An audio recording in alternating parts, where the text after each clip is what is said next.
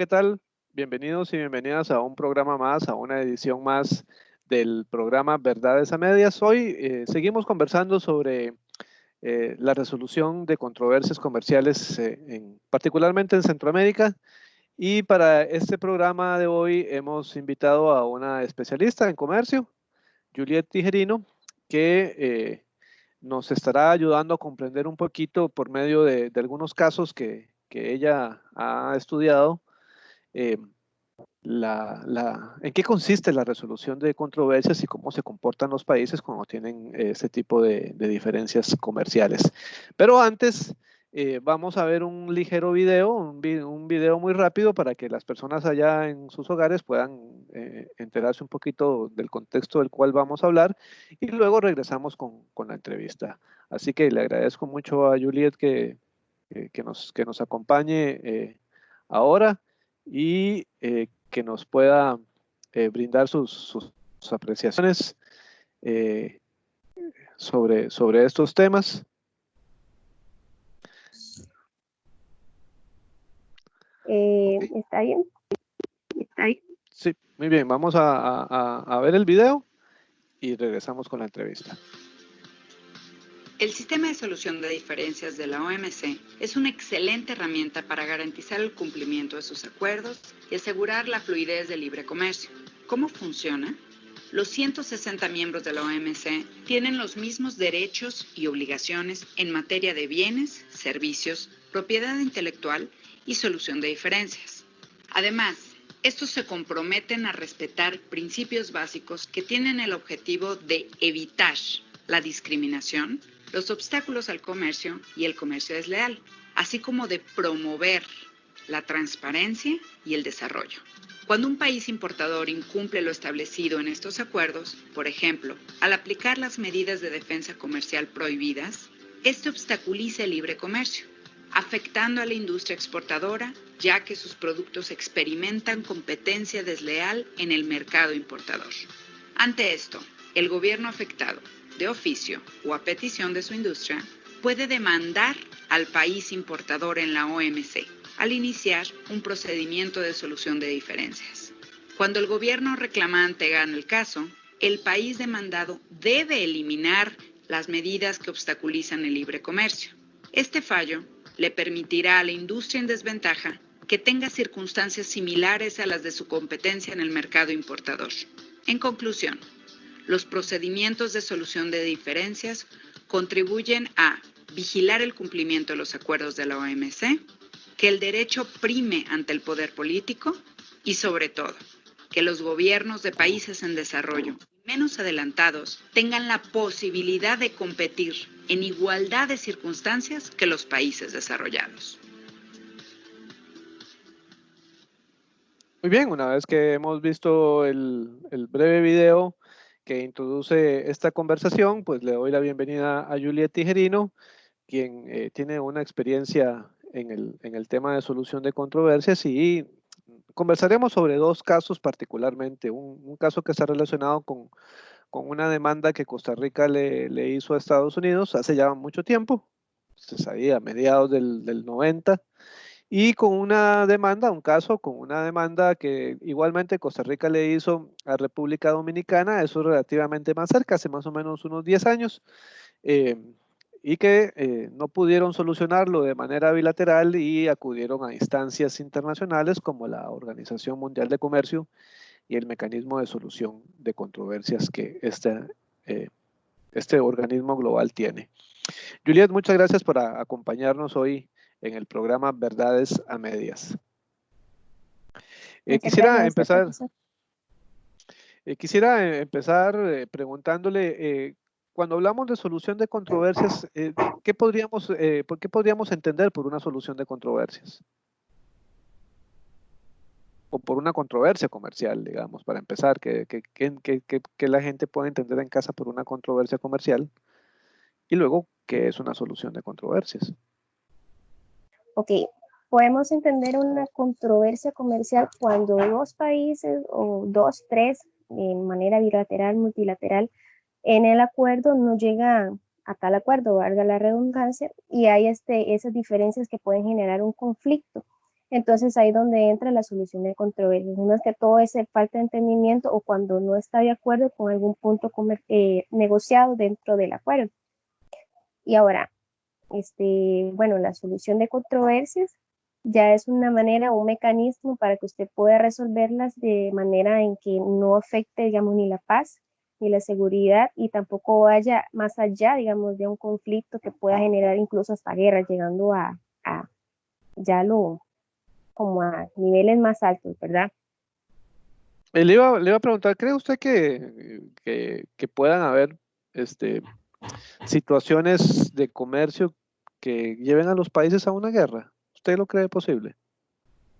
Sí, de hecho, sí, incluso cuando no hay un acuerdo, digamos, ya sea algo que incluso no se pueda solucionar, puede llegar incluso a una guerra.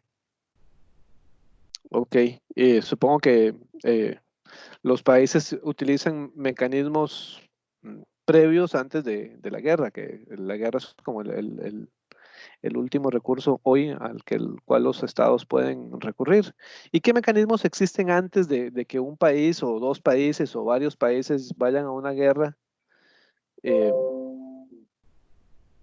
¿Cuáles son esos mecanismos que existen? Bueno, sabemos muy bien que en la Organización de Comercio, bueno, en la Organización Mundial de Comercio están establecidos varios países en los cuales la organización tiene como proteger, digamos, o incluso regular lo que es el comercio. Podemos encontrar dentro de ahí, dentro de los mecanismos de solución de controversias, lo que sea la OMC, que ahí se pueden solucionar. También están los mecanismos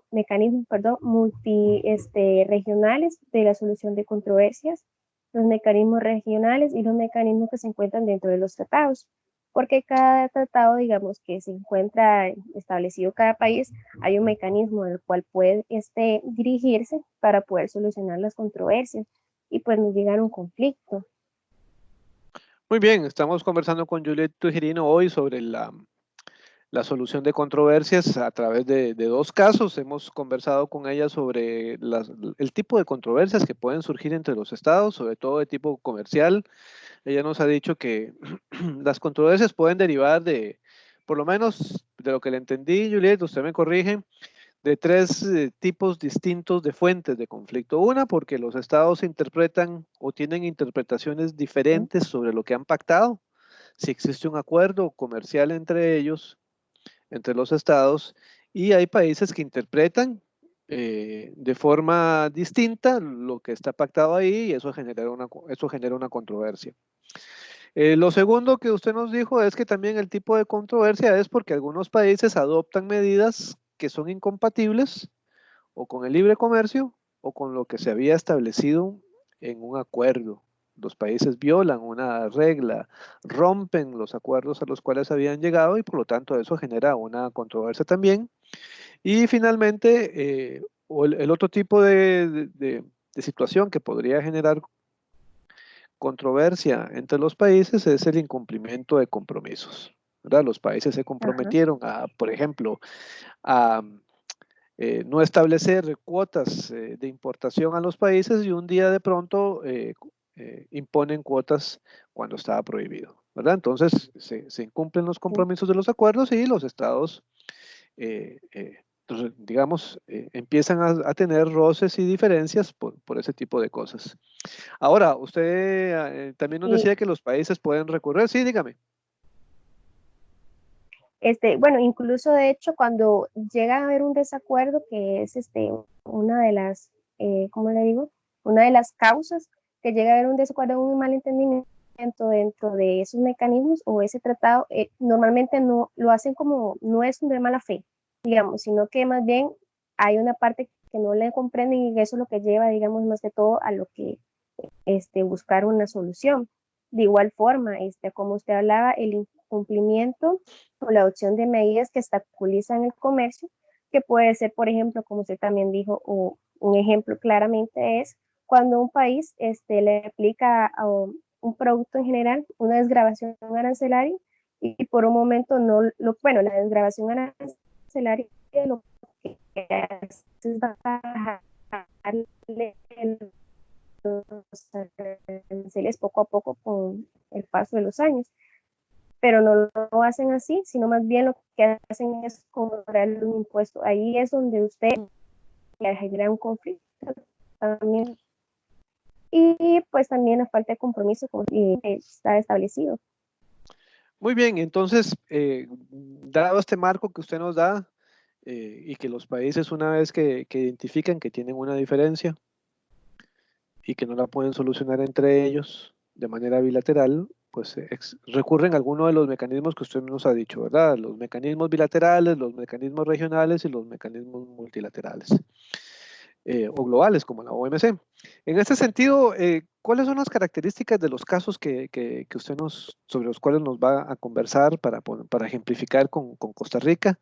¿Qué características tienen y por qué Costa Rica tuvo estos dos diferendos tanto con Estados Unidos como con República Dominicana?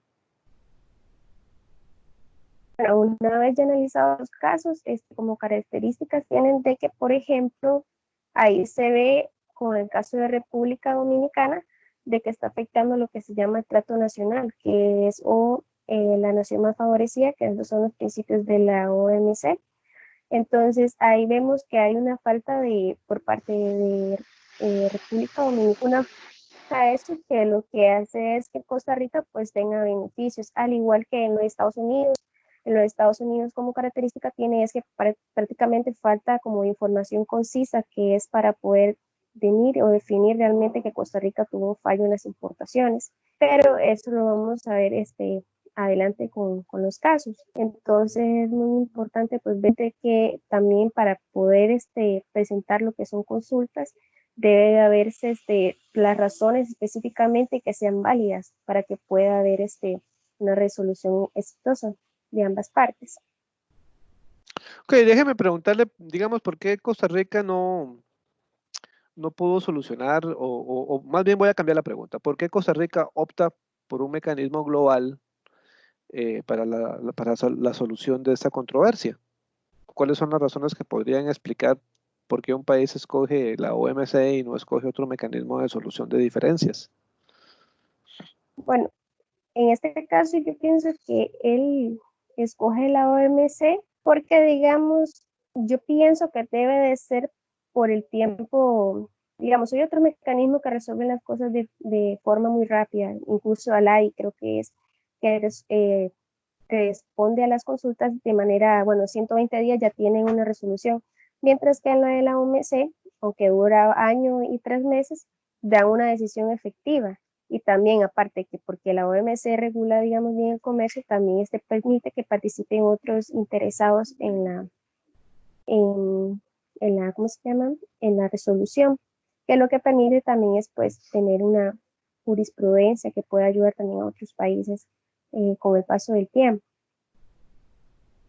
Muy bien, entonces usted nos dice que los países escogen el mecanismo de solución de controversias porque encuentran mayor seguridad jurídica en la OMC, encuentran mayor transparencia porque es un proceso donde participan la mayor parte de los estados miembros de la OMC, y porque además la OMC brinda un marco jurídico que le da credibilidad a los acuerdos o a las resoluciones que tomen, ¿no?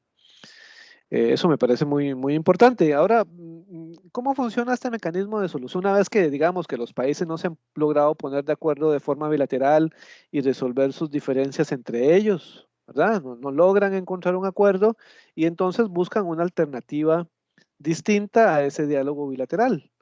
Una vez que identifican que es la OMC, ¿cómo funciona ese mecanismo de solución de diferencias en la OMC? ¿Nos podría explicar? Sí, digamos, cuando optan por el mecanismo de solución de controversias de la OMC hay ciertos procedimientos, digamos, lo que son las consultas. Normalmente en lo que son las primeras 3 etapas, que es la consulta o establecer grupos especiales o una composición, siempre se espera que los países, por medio de la mediación, la conciliación o buenos oficios, resuelvan las diferencias sin llegar a pasar a más alto proceso. Bueno, por ejemplo, establecen consultas que son de 60 días. Digamos, se les dice a las partes, la parte que demanda tiene que decir las razones del por qué está haciéndolo contra el otro país. Incluso después de 10 días, otro país participante, como lo vamos a ver ahorita en el caso, por ejemplo, India es como el tercer participante en el caso de Estados Unidos con Costa Rica, puede incluso estar en una que otra reunión de ellos para poder participar. Ok, cuando no se arreglan los problemas por mediante la primera consulta, entonces el órgano de solución de diferencias establece un grupo especial que normalmente son miembros de 3 a 5 personas. Ahí lo que hace es como eh, ver las razones de ambos y tratar de dar una resolución. Luego pasa lo que es la composición. Después de eso, si no, digamos, no se resuelve, pasa lo que son los exámenes de grupos especiales que duran de 6 a 9 meses. Esto, digamos, de ahí se hacen los motivos y normalmente se resuelven los casos y se manda un informe a los miembros que han participado en el idioma de ellos para que puedan entenderlo. Incluso si un país no está de acuerdo, puede apelar, incluso con lo resuelto por lo de la OMS, por lo de los grupos especiales, pero mandan, piden una apelación al órgano de apelación permanente y a los grupos especiales. Y ya luego de eso, lo que es bueno, dura, no puede ser superior a 60 días ni máximo 90 días, ¿verdad? Esa apelación luego va a ser mandada al órgano de solución de diferencias para ya luego tener una resolución completa. Pero normalmente, siempre, como le dije anteriormente, se busca que en los primeros o incluso en la consulta se resolucione el conflicto mediante mediación o hablar, sino entonces se llegan a pues todos estos procesos que normalmente duran de 1 año a 3 meses, bueno, 15 meses incluso. Muy bien, y viendo esas etapas que usted nos pone, ¿verdad? Y el órgano de solución de controversias está conformado por casi todos los miembros de la OMC y tiene la posibilidad de nombrar grupos especiales para la resolución del caso. Una vez que le entendí que el grupo especial está conformado, hay una serie de etapas que son grupos, consultas, ¿verdad? El periodo de consultas, que tiene un periodo de tiempo que establecido.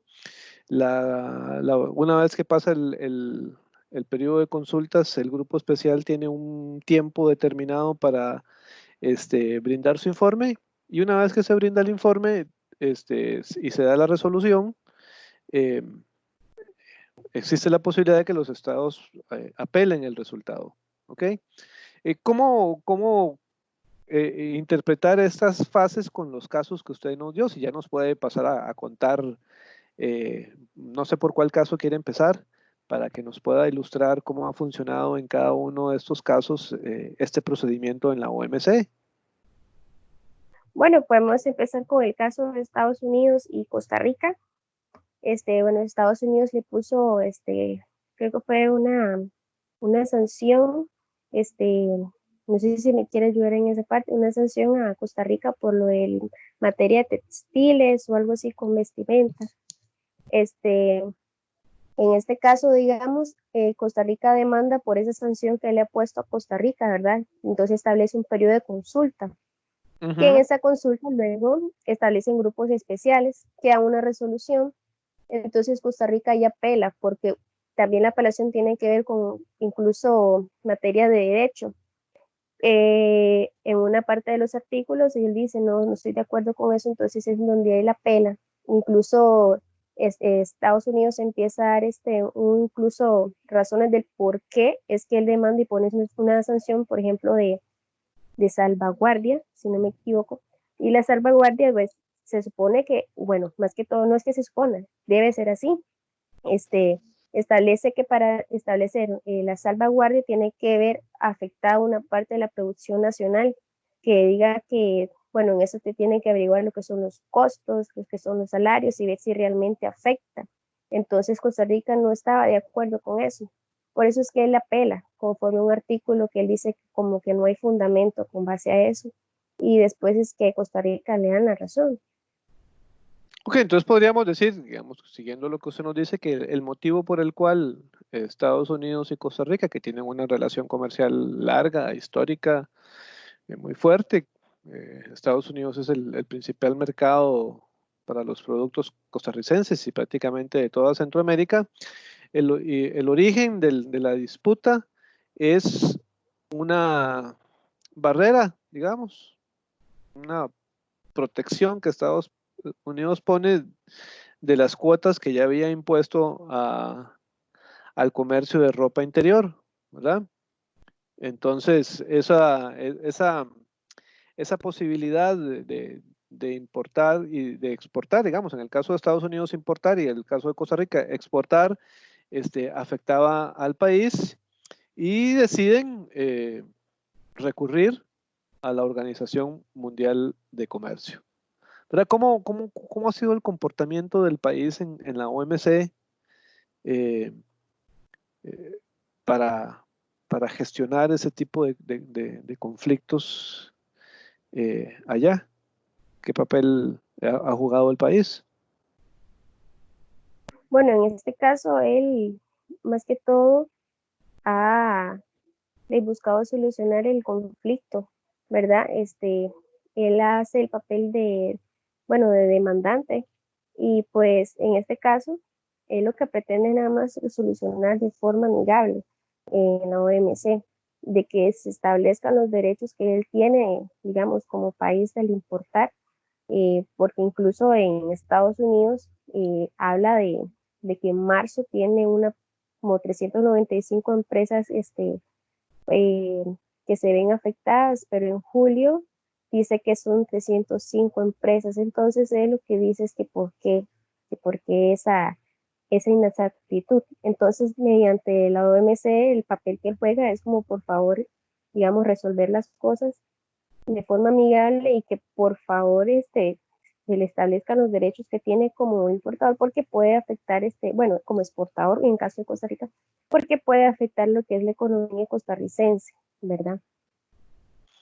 Tengo entendido que una vez que se hicieron las consultas, se estableció un panel de expertos en materia comercial que estuvo integrado por Suiza, Sudáfrica y Neozelanda, que fueron los expertos que estudiaron el caso y que concluyeron que efectivamente Estados Unidos había violado una serie de artículos de un acuerdo sobre textiles y vestido, eh, en términos de la imposición de cuotas al país y que recomendaba la traba.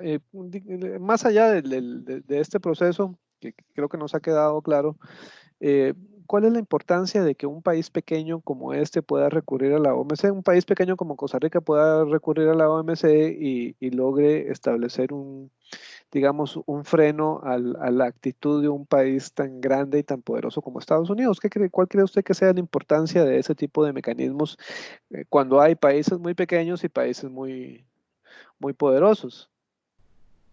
Uh-huh.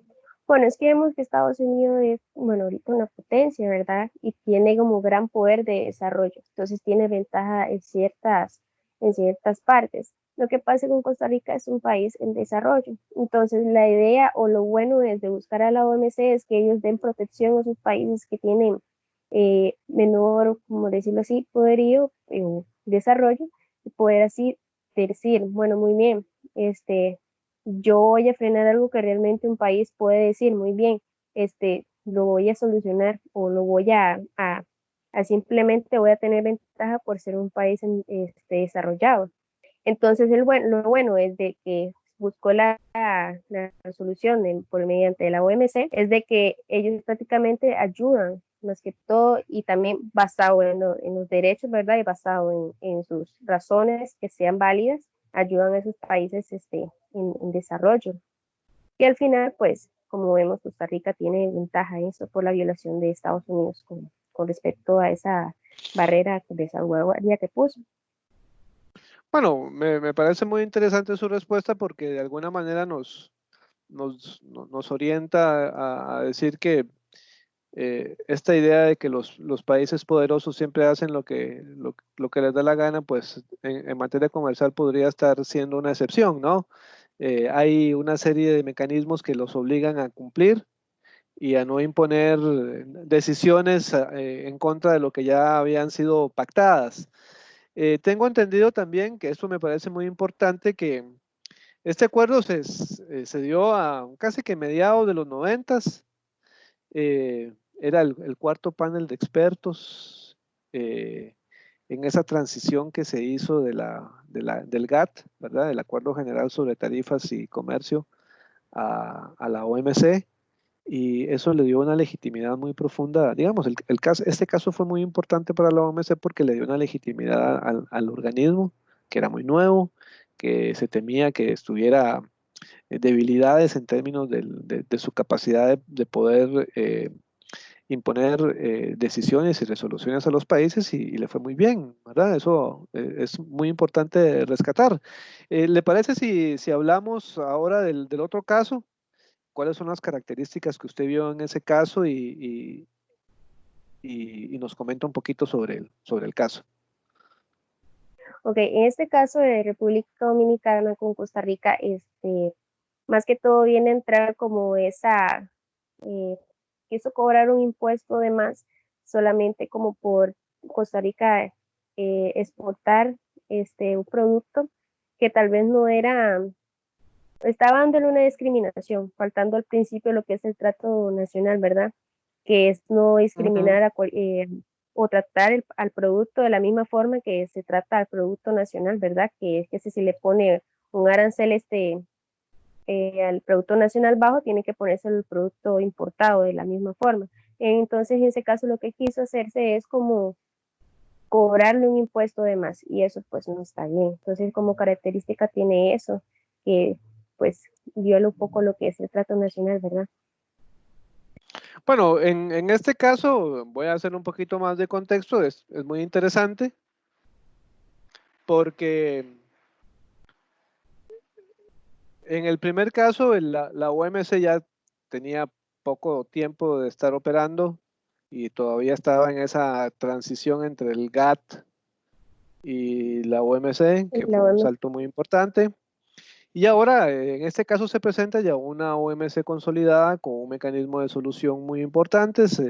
Dejamos atrás, creo, el famoso panel de expertos, y esta vez se trabajó a través del grupo especial, ¿verdad? La constitución de un grupo especial, ya estrictamente bajo el sistema de solución de controversias de la OMC. Entonces eso, digamos, para estudiarlo es muy interesante este ejercicio con ustedes. Lamentablemente el otro invitado no pudo conectarse, pero este ejercicio con ustedes es muy interesante porque permite ver cómo los mecanismos de solución evolucionan con el tiempo, ¿verdad? Uno en el 95, otro en el 2005 más o menos, 2010. eh, con 10 años de diferencia, dos casos que dan luces sobre cómo ha evolucionado el sistema de solución de controversias en la OMC. Y efectivamente, la controversia surge, como usted lo señaló, por una imposición de República Dominicana de medidas de salvaguardia eh, ante el incremento, digamos, del impuesto del arancel, ¿verdad? Del 38% a un producto que Costa Rica exportaba para allá, ¿verdad? Que exportaba a República Dominicana, y un aumento del impuesto significaba, como lo vimos en el video, la posibilidad de que el país deje de exportar eh, y de recibir esos ingresos y de generar empleo en el país. Entonces, claro, eso por supuesto llama poderosísimamente la atención. ¿Nos podría comentar un poquito más cómo han sido el procedimiento para que a través del ejemplo nos pueda quedar más claro cuál es ese procedimiento que se sigue dentro de la OMC para que los países puedan solucionar sus controversias? bien, como había dicho, se establecían consultas. En este caso fue la consulta de Costa Rica con la República Dominicana del por qué, digamos, esa sanción, y se exponían las razones de la cual República Dominicana había puesto esa sanción o ese impuesto arancelario, más allá de lo a como debería de ser. Después ya establecían los grupos especiales, pero en este caso yo creo, si mal lo recuerdo, no se llevó un proceso más específico como en el primero, que sí se llevaron todas las etapas. ¿Por qué? Porque en este caso sí se ve rápidamente que Costa Rica pues tiene en parte, como les explico, Costa Rica tiene en parte la ventaja por el hecho de que de viajes, o perdón, se ve evidentemente que tiene pues que República Dominicana realmente viola lo que es el trato nacional, ¿verdad? Con el producto igual que la nación más favorecida, ¿verdad? Que tiene que ver con ese trato, no trato discriminatorio a otros países, digamos, o a terceros países. Entonces, digamos, con establecer las consultas, los grupos especiales que se establecen luego de 45 días y la resolución, digamos, de lo que son los grupos especiales. Incluso si hubiera una apelación, ¿verdad? El grupo de la apelación, del órgano permanente de apelación junto con el grupo de especiales y ya para tener una resolución.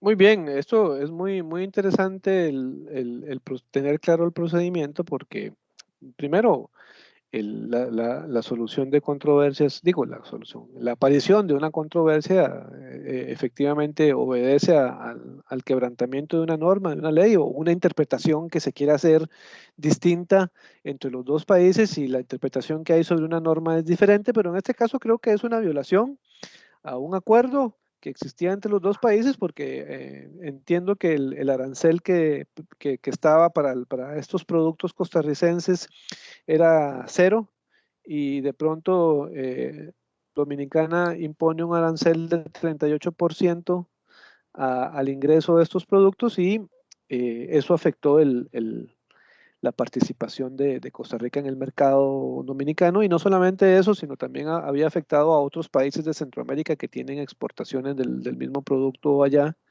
y que se involucraron en las consultas, ¿verdad? Esto me parece, digamos, de rescatar porque las controversias aparecen cuando los intereses de un Estado se ven afectados, ¿verdad? Y no hay posibilidades de que los países de manera bilateral eh, lo resuelvan.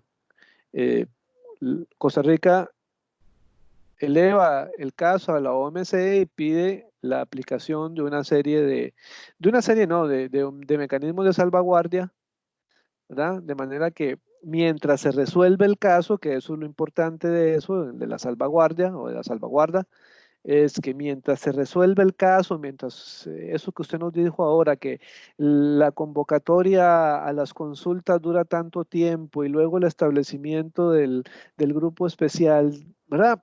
El tiempo va pasando, creo que el caso tomó 1 año y 3 meses, un poquito más, un poquito menos, para resolverse, pero la salvaguarda que Costa Rica puso o pidió es que durante ese periodo se suspenda la aplicación del impuesto.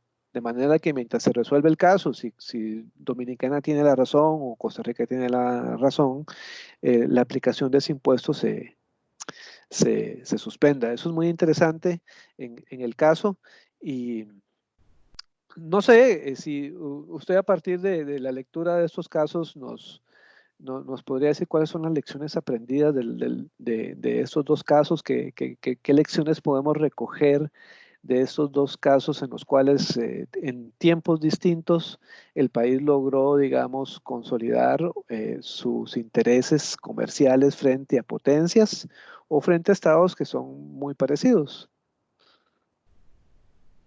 Ok, yo pienso que como digamos, nosotros como estudiantes, al igual de las personas que tal vez no tienen conocimiento, un poquito, bueno, yo no es que tenga un conocimiento muy grande, pero digamos, ahí poco a poco, digamos, día a día uno va aprendiendo. Entonces yo creo que es muy importante que tengamos en cuenta, digamos, ese establecimiento o esta forma en que se resuelven las controversias, saber que no solamente se puede resolver las controversias en la OMC, hay otros mecanismos también, eh, como los que son TLCAN, ya cuando son tratados multiregionales o bilaterales. TLCAN tiene que ver con México, Estados Unidos y Canadá. Hay que tener muy en cuenta que antes de eh, establecer una consulta, pues tienen que tener las razones válidas, ¿verdad? Y también actuar con buena fe, que es no hacer las cosas, digamos, con una mala intención. También, pues, saber de que siempre pueden resolverse de una forma pacífica y no llegar a un conflicto, como lo puede ser llegar a guerras, ¿verdad? Que eso es algo desastroso. Es siempre mejor como buscar un mecanismo de soluciones. Vemos que conforme pasa el GATT de 1947, que era un órgano por 23 países, pasa a lo que es la OMC, como una institución que ayuda y regula el comercio. Existen muchos mecanismos y va desarrollándose conforme a los casos que van presentando, van fortaleciendo la forma en que se resuelven los casos, ¿verdad? Entonces es muy importante que tengamos en cuenta, digamos, también los derechos como países, esas medidas que deben de tomarse antes, respetar muy bien las medidas, digamos, tratar de interpretar bien los acuerdos en un momento, si llega a ser o como diplomáticos o como profesionales, ¿verdad? También cumplir con las normas o los compromisos establecidos para que no haya un conflicto. Lo importante aquí es que se puedan resolver las controversias y no llegar a conflictos grandes que puedan llegar a causar desastres, ¿verdad? Entonces yo digo que eso es lo muy, muy importante de tenerlo en cuenta.